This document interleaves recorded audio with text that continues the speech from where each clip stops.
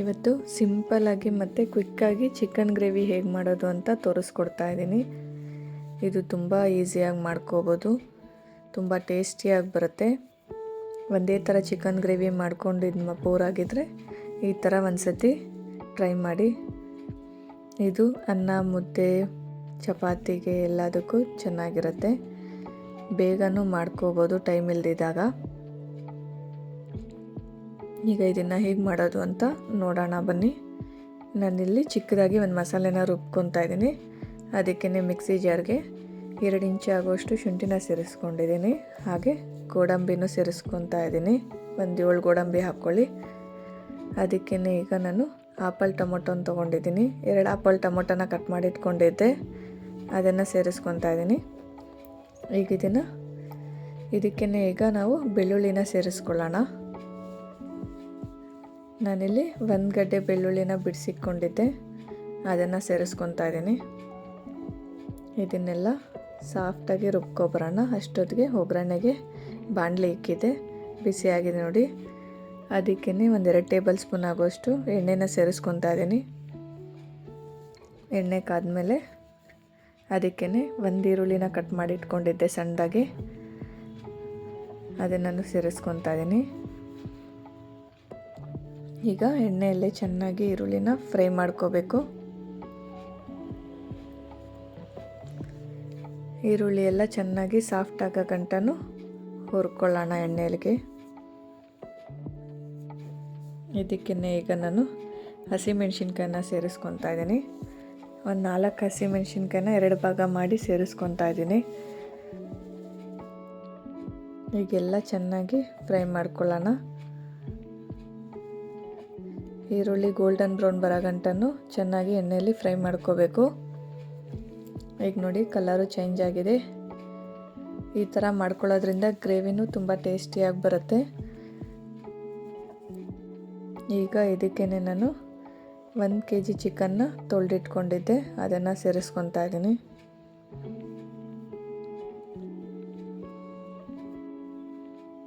ನನಗೆ ತೋರಿಸ್ತಾ ಇರೋದು 1 kg ಅಳತೆಗೆ ಮಸಾಲೆ ಎಲ್ಲ.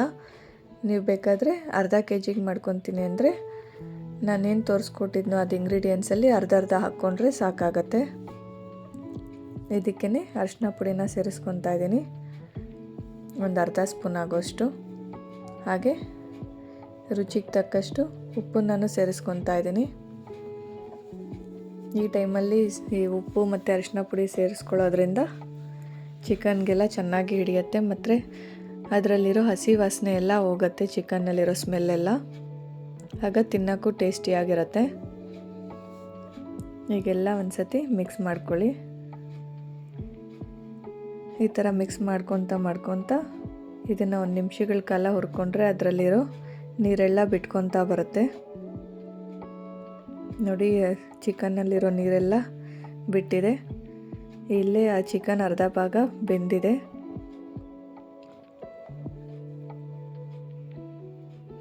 ನೋಡಿ ಈ ಥರ ಮಿಕ್ಸ್ ಮಾಡ್ಕೊತ ಬೇಯಿಸ್ಕೊತಾ ಇರಿ.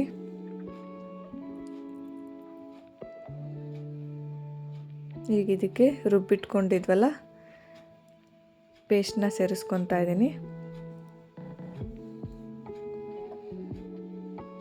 ಈಗ ಮಿಕ್ಸಿ ಜಾರಲ್ಲಿ ಉಳಿದಿರೋ ಮಸಾಲೆಗೆ ಅದಕ್ಕೇ ಒಂದು ಅರ್ಧ ಗ್ಲಾಸು ನೀರು ಹಾಕಿ ಅದನ್ನು ಸೇರಿಸ್ಕೊತಾ ಇದ್ದೀನಿ.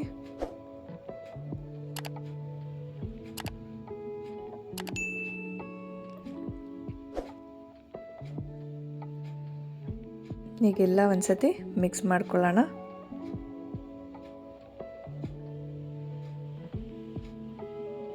ಇದನ್ನು ಮಿಕ್ಸ್ ಮಾಡ್ಕೊತ ಹಂಗೆ 1 ನಿಮಿಷಗಳ ಕಾಲ ಕುದಿಯಕ್ಕೆ ಬಿಡೋಣ.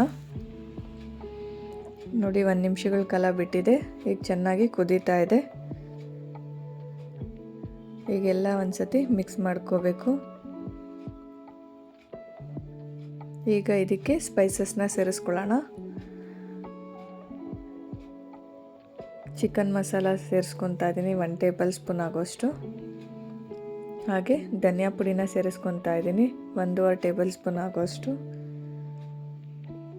ಈಗೆಲ್ಲ ಒಂದು ಸತಿ ಮಿಕ್ಸ್ ಮಾಡ್ಕೊಳ್ಳೋಣ.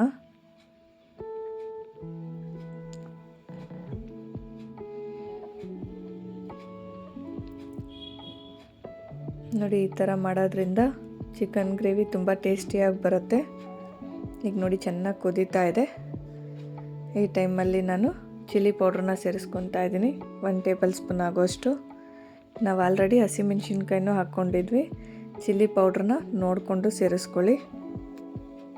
ಈಗೆಲ್ಲ ಒಂದು ಸತಿ ಮಿಕ್ಸ್ ಮಾಡ್ಕೊಳ್ಳೋಣ.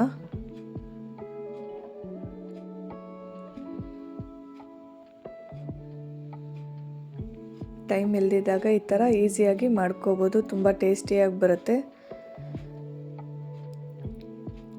ಈಗ ಇದನ್ನು ಕುದಿಯೋಕ್ಕೆ ಬಿಡ್ತಾ ಇದ್ದೀನಿ. ಒಂದು 10 ನಿಮಿಷಗಳ ಕಾಲ ಕುದಿಯೋಕ್ಕೆ ಬಿಟ್ಟರೆ ಸಾಕಾಗತ್ತೆ. ಯಾಕಂದರೆ ನಾವು ಎಣ್ಣೆಯಲ್ಲೇ ಚೆನ್ನಾಗಿ ಹುರ್ಕೊಳ್ಳೋದ್ರಿಂದ ಚಿಕನ್ನು ಬೇಗನೂ ಸಾಫ್ಟಾಗಿ ಬೆಂದೋಗುತ್ತೆ. ನೋಡಿ ಇವಾಗ ಚಿಕನ್ ಗ್ರೇವಿ ರೆಡಿಯಾಗಿದೆ. ಲಾಸ್ಟಲ್ಲಿ ನಾನು ಕೊತ್ತಂಬರಿ ಪುದೀನ ಕಟ್ ಮಾಡಿ ಇಟ್ಕೊಂಡಿದ್ದೆ, ಅದನ್ನು ಸೇರಿಸ್ಕೊತಾ ಇದ್ದೀನಿ. ಈಗೆಲ್ಲ ಒಂದು ಸತಿ ಮಿಕ್ಸ್ ಮಾಡ್ಕೊಳ್ಳೋಣ. ಈ ಥರ ಒಮ್ಮೆ ಟ್ರೈ ಮಾಡಿ ನೋಡಿ, ತುಂಬ ಟೇಸ್ಟಿಯಾಗಿ ಬರುತ್ತೆ. ಈ ವಿಡಿಯೋ ಇಷ್ಟ ಆಗಿದ್ದರೆ ಲೈಕ್ ಮಾಡಿ, ಹಾಗೆ ನನ್ನ ಚಾನಲ್ನ ಸಬ್ಸ್ಕ್ರೈಬ್ ಮಾಡ್ಕೊಳ್ಳಿ.